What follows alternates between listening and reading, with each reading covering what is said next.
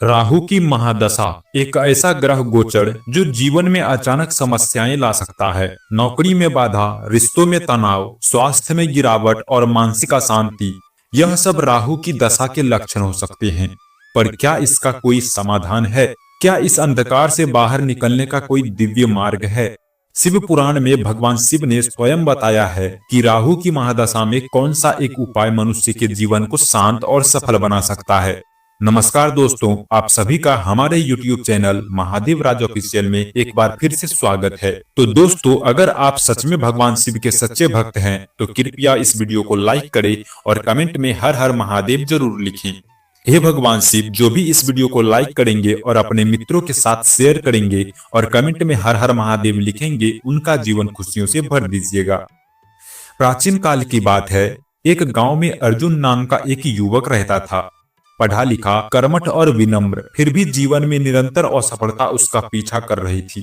कभी परीक्षा में असफलता, कभी नौकरी छूट जाना और कभी घर में क्लेश और अस्वस्थता। उसने कई उपाय किए लेकिन कुछ ठीक नहीं हुआ। तब एक दिन एक संत ने उससे कहा, वत्स, यह राहु की महादशा का प्रभाव है। अब तुम्हें केवल भगवान शिव ही राह दिखा सकते हैं। अर्जुन उसी क्षण शिवालय गया और शिवलिंग के सामने बैठकर तप करने लगा। कुछ दिनों की तपस्या करने के बाद एक रात शिवलिंग से दिव्य प्रकाश निकला। मंदिर में घंटियां स्वयं बज उठी। भगवान शिव प्रकट हुए। भगवान शिव शांत स्वर में बोले, प्रिय अर्जुन, मैं तुम्हारी पीड़ा जानता हूँ। राहु की महादशा केवल कर्मों का फल नहीं होती, यह आत्मा की परीक्षा भी होती है, जहाँ मनुष्य को भ्रम, भय और अंधकार के बीच अपने विश्वास और भक्ति को स्थिर रखना होता है। परंतु सुनो, इसका समाधान भी है। कोई भी ग्रह इतना प्रबल नहीं कि वह मेरे भक्त की भक्ति को हरा सके। आज मैं तुम्हें एक ऐसा दिव्य उपाय बताता हूँ जिससे राहु का प्रभाव शांत हो जाएगा और तुम्हारा जीवन फिर से शांति, स्थिरता और समृद्धि की ओर अग्रसर होगा। भगवान शिव बोले, वत्स अर्जुन, जब भी किसी के जीवन में राहु की दिशा चल रही हो तो उसे डरना नहीं, साधना करना चाहिए। राहु केवल ग्रह नहीं, वह मस्तिष्क की परीक्षा, मन की उलझन और आत्मा की उलझी दिशा है। मैं तुम्हें एक दिव्य उपाय बताता हूँ जो तुम्हें राहु के प्रभाव से मुक्त करेगा।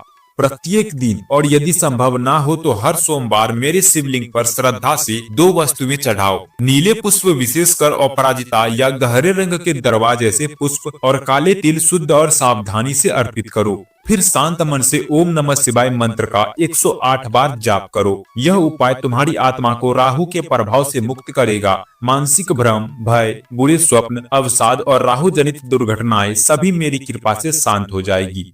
यह उपाय केवल राहु को शांत नहीं करता, यह तुम्हें शिव के मार्ग पर लाता है। यहाँ राहु की छाया भी प्रवेश नहीं कर सकती। अर्जुन ने भगवान शिव के बताए दिव्य उपाय को पूरी श्रद्धा, नियम और समर्पण के साथ अपनाया। हर सोमवार वह प्रातः काल स्नान करके नीले पुष्प और काले तिल लेकर मंदिर जाता, शिवलिंग पर अर्पण करता और शांति से ओम नमः शिवाय का 108 बार जाप करता। कुछ ही सप्ताहों में उसके जीवन में अद्भुत परिवर्तन आने लगे।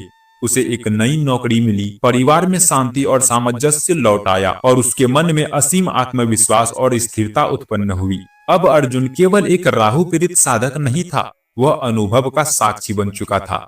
वह अब हर उस व्यक्ति से यही कहता, राहु से डरने की जरूरत नहीं, शिव ही एकमात्र सहारा है। इस कहानी से हमें यह दिव्य शिक्षा मिलती है कि राहु की दशा कोई श्राप नहीं बल्कि एक आत्मिक साधना की घड़ी है। डरने की नहीं, शिव की शरण में आने की घड़ी है। भगवान शिव सर्व विघ्न हरता है। उनके एक सच्चे उपाय से भी राहु का प्रभाव शांत हो सकता है। जब कोई भक्त श्रद्धा से शिवलिंग पर काले तिल और नीले पुष्प चढ़ाता है और शांत मन से ओम नमः शिवाय का जाप करता है तो उसके जीवन में फैली राहुज्य अशांति, भ्रम, दुर्घटनाएं और विकृति धीरे धीरे समाप्त होने लगती है। यह मंत्र केवल उच्चारण नहीं, यह ऊर्जा को शुद्ध करने का साधन है।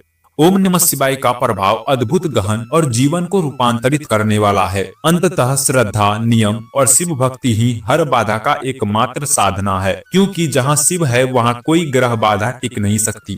भगवान शिव हमें यह सिखाते हैं, ग्रहों का प्रभाव केवल भ्रम नहीं होता, वह आत्मा को भी स्पर्श करता है।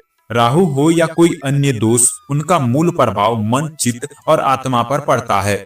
लेकिन जब मनुष्य अपनी आत्मा को शिव से जोड़ता है तो कोई भी ग्रह, कोई भी दशा उसकी शांति और प्रगति को रोक नहीं सकती, क्योंकि मैं वहां प्रकट हो जाता हूं जहां श्रद्धा से जुड़ा हृदय और सत्य की साधना होती है। और जहाँ मैं हूँ वहाँ कोई राहु, कोई बाधा, कोई अंधकार टिक नहीं सकता। अगर आपको यह कथा उपयोगी और प्रेरणादायक लगी हो तो इसे कृपया लाइक करें और अपने दोस्तों के साथ शेयर जरूर करें और हमारे चैनल महादेव राज ऑफिशियल को अभी सब्सक्राइब कर लें। ओम नमः शिवाय दोस्तों।